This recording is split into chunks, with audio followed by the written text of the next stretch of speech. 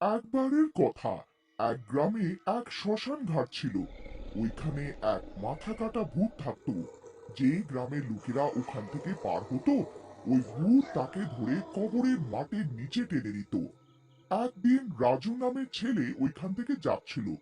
তখনই আওয়াজ আসে, এই রাজু, দাঁড়িয়ে যা, আমার সাহায্য কর। ও রাজু। রাজু যেই পিছন ঘুরে দেখে, ওর চোখ ছানা বড়া হয়ে যায়। কে তুমি? আরে, আরে পালাও রে, মাগো, বাঁচাও মাগো, মাগো। রাজু দৌড়াতে দৌড়াতে গ্রামে পৌঁছে যায় আর নিজের মাকে সব কথা বলে। রাজুর মা আয়না নিয়ে আসে আর ভূতকে দেখাতে থাকে, এই দেখ, এই আয়নাতে তোর থেকেও বেশি শক্তিশালী ভূত আছে, ভুলে গেলি? চল পালা এখান থেকে। এই বুড়ি, এই খেলনাটা নিজের সাজা গোজার জন্যই রাখ। এই আয়নাতে আর কারোর নয়, আমারই মুখ দেখা দিচ্ছে। তারপর সেই ভূত রাজুকে মুখ দিয়ে উঠিয়ে নিয়ে যায়। আরে তোর ছাড়খাড় হোক, আমার ছেলেকে নিয়ে গেল। হায় হায় হায়, আমার ছেলেকে নিয়ে গেল। তারপর ওই ভূত রাজুকেও ওই কবরে নিয়ে যায় আর কবরের ভেতরে আরো লোকেদের সাথে আটকে রাখে। আরে, আরে ভাই ভূত, আমাকে এখানে কেন বন্ধ করে দিয়েছো? আরে মোহন ভাই, তুমিও এখানে আছো? আরে ভাই রাজু, এর হিসেবে এর শত্রু একে মেরে টুকরো টুকরো করে এর অঙ্গগুলো আলাদা আলাদা জায়গায় লুকিয়ে রেখেছে। হ্যাঁ, এখন তোমরা সবাই মিশে আমার অঙ্গ খুঁজবে, না হলে তোমাদের সবাইকে মেরে ফেলবো। আর তোমাদের টুকরো করে পুঁতবো না, খেয়ে ফেলবো। চলো, খোঁজো তাড়াতাড়ি। যত তাড়াতাড়ি তোমরা আমার শরীর খুঁজবে, তত তাড়াতাড়ি আমি তোমাদের ছেড়ে দেব। আরে বোকা ভেবেছিস যে তোর শরীরকে পুরো করে দেব, তারপর তো তোর শক্তি বেড়ে যাবে, তারপর তুই আমাদের সবাইকে শেষ করে দিবি? আরে না রাজু দাদা, আমাদের এরকম করা উচিত নয়। না, আমরা খুঁজে দেব, কিন্তু তারপর তারপর তুমি আমাদের ছেড়ে দেবে? হ্যাঁ, ঠিক আছে, তুই বুদ্ধিমান মনে হোস। ভূত ওকে কবর থেকে বাইরে আনে আর গ্রামের লোকেরা খোদাই করে আর মাথা কাটা ভূতের অঙ্গ খুঁজে নিয়ে আসে আর সে নিজের শরীর পুরো করে দেয়। আরে গ্রামের লোকেরা এখন নিজের সব অঙ্গ পেয়ে গেছে, এখন নিজেকে দেখতে লেগেছে। সুযোগে লাভ উঠিয়ে পালাও এখান থেকে। রাজু ভাই, তাড়াতাড়ি চলো। তারপর ভূত রেগে নিজের ঘরে যায়। ওইখানে ওই ভূতের বড় দাদা রমেশ ও তার স্ত্রী বিমলা দুজনে মিলে ওই ভূতের মেয়ের উপরে অত্যাচার করছিল। চল রিমা, তাড়াতাড়ি ঝাড়ু লাগা, তারপর খাবারও বানানোর আছে। তোর বাবা তো মরে গেল, তোকে আমাদের মাথায় একটা বোঝা করে গেল। চল তাড়াতাড়ি কর। জেঠি, আমি সব করে দেব, কিন্তু আমার বাবাকে কিছু বলো না প্লিজ। রমেশ বিমলাকে আলাদা করে নিয়ে যায়। আরে বিমলা, এর একটু ধ্যান রাখো। 18 বছরের হয়ে যাক খালি, তারপরে সব জমি আমার নামে করিয়ে দিয়ে তারপর একেও এর বাবার কাছে পৌঁছে দেব। এইসব দেখে ভূত খুব কষ্ট পায় আর রাগে গজরাতে থাকে আর তাদের মারতে ওদের পাশে যায়। এই বিমলা, আমার মেয়েকে হয়রান করবি না। কিন্তু ওই ভূত তাকে যেই মারতে থাকে, ও ওকে ধরতে পারে না আর না ওর আওয়াজ কেউ পায়। আরে, এ কি হচ্ছে? আমি কাউকে ধরতে পারছি না কেন? রিমা, রিমা, মা কাঁদিস না। আমি এখন কি করি, কি করি?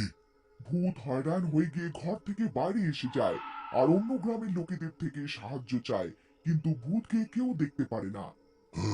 এখন আমি কি করে আমার মেয়েকে নিজের বড় ভাইয়ের হাত থেকে বাঁচাই? তখনই ওখানে রাজু চলে আসে। রিমা, রিমা, আজকে তুমি পড়তে যাবে নাকি? কি হলো, তুমি কাঁদছো কেন? আমি তোমার বন্ধু না, তুমি আমাকে তো বলো। না, কিছু না, ব্যাস বাবার কথা মনে পড়ছিল।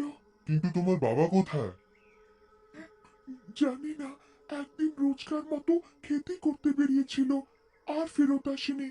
ওই দিন থেকে আমি ওনার অপেক্ষা করছি। জেঠু বলে ও আর আসবে না। তুমি চুপ হয়ে যাও, কেঁদো না। তোমার কিছুও যদি দরকার হয় তো আমি আছি সবসময় তোমার সঙ্গে। ভূত ওখানে দাঁড়িয়ে সব দেখে। রাজু যেই ওখান থেকে বেরোয়, ভূতও তার পেছন করতে থাকে আর রাজুর ঘর অব্দি পৌঁছে যায়। রাজু, শোনো রাজু। রাজু ফিরে তাকায় তো সে ওই ভূতকে দেখে। আরে মরে গেলাম রে। ভূত মশাই, আপনি এখানে কি করে এসে গেলেন? এখন তো আমি সব গ্রামবাসীদের রাজি করিয়ে আপনার শরীর পুরো করে দিয়েছি। এখন তো আমার পিছু ছেড়ে দিন। ভূত খুশি হয়। কি বললে রাজু? তুমি তুমি আমাকে দেখতে পাচ্ছ? আরে দেখতে পাচ্ছি মানে? আপনাকে দেখতে পাচ্ছি, তার জন্যই তো ভয়টা পাচ্ছি। আমি জানতাম না ভূতেরাও ঠাট্টা করে। আমাকে ছেড়ে দিন ভূত মশাই, প্লিজ। রাজু দৌড়তে যায়, তখনই ভূত ওর হাত ধরে ফেলে। আরে ছেড়ে দাও, ছেড়ে দাও। মাগো, মাগো, বাঁচাও। তখনই রাজুর মা রাজুর আওয়াজ শুনে বাইরে এসে দেখে। আরে কি হলো, কেন চেঁচাচ্ছিস? আরে মা, দেখো এই ভূত আবার এসে গেছে। আমাকে ছাড়াও এর থেকে। হ্যাঁ, ভূত? কিন্তু কোথায় ভূত? আরে পাগল হয়ে গেছিস কি? আমি বাজারে যাব, বিরক্ত করিস না। এরম বলে রাজুর মা চলে যায়। মজা এসে গেল। কি মজা এসে গেল? বিশ্বাসঘাতক ভূত তুমি। আমি তোমার কত সাহায্য করেছি, কেন তুমি আমার পেছনে পড়ে রয়েছো? রাজু, আমার কথা শোনো। আমি তোমাকে কোনো ক্ষতি করতে আসিনি। রাজু না শুনে পালিয়ে নিজের বাড়ির দরজা বন্ধ করে দেয় আর বিছানায় বসে যায়। आलतू जलालतू आई बला को टालतू, आलतू जलालतू आई बला को टालतू। আরে কোথায় ফেসে গেলাম, কোথায় ফেসে গেলাম? আরে তুই তুই ভেতরে কি করে এসে গেলি? দরজা তো বন্ধ আছে। আমাকে কোনো দেওয়াল কিংবা দরজা আটকাতে পারে না। আমার কথা শোনো। আরে আমি কেন শুনবো? তুমি অন্য কাউকে শোনাও না ভাই। কারণ শুধু তুমি আমাকে দেখতে পারছো। আমার সাহায্য করো, না হলে আমার মেয়েকে আমার বড় ভাই মেরে ফেলবে। তোমার বন্ধু তো, রিমা, তোমার বন্ধু আমার মেয়ে। কি কি ভেবেছো? আমাকে বোকা ভেবেছো নাকি? হ্যাঁ সত্যি। আমার দাদা জমির লোভে আমাকে মেরে দেয় আর আমাকে টুকরো টুকরো করে মাটিতে পুঁতে দেয়। কিন্তু আমি আগের থেকে সব জমি আমার মেয়ের নামে করে দিয়েছিলাম। এখন সে 18 বছরের হয়ে যাবে। 18 বছরের হতেই আমার দাদা রমেশ তার থেকে সব জমি নিজের নামে করিয়ে নেবে আর আমার মেয়েকে মেরে ফেলবে। রাজু সব শুনে খুব হয়রান হয়ে যায়। অনেক বছর ধরে আমি অশান্ত ছিলাম। তোমার জন্যে আমি আমার শরীর পেয়ে গেছি। তুমি গ্রামের লোকেদেরকে রাজি করিয়েছিলে, তার জন্যেই আমাকে তুমি দেখতে পারছো। এখন শুধু তুমি আমার সাহায্য করতে পারবে আমার মেয়েকে বাঁচাতে। আমাকে আমাকে তোমার শরীর চাই। তো এই ব্যাপার।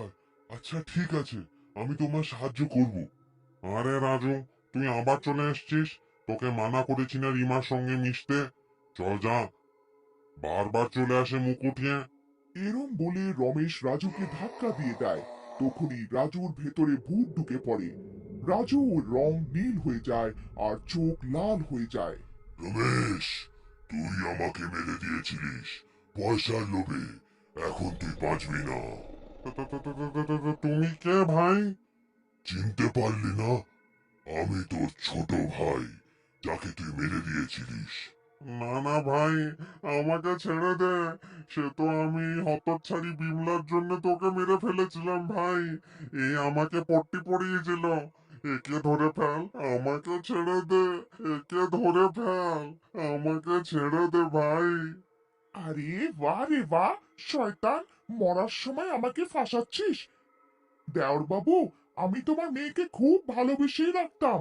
এই নিকর্ম আমাকে রানীর স্বপ্ন দেখাচ্ছিল। কিন্তু ওর কথার ভূতের উপরে কোনো প্রভাব পড়ে না আর ওরা দুজনকে মেরে ফেলে। এটা কি হচ্ছে? রাজু, তোমার ভেতরে সত্যি বাবা আছে কি? হ্যাঁ মা, আমি আছি রাজুর শরীরে। এখন সব ঠিক হয়ে যাবে। তুমি সব সময় রাজুর সঙ্গে থেকো, সে ভালো। এতটা বলে ভূত রাজুর শরীর ছেড়ে দেয় আর মুক্ত হয়ে যায়।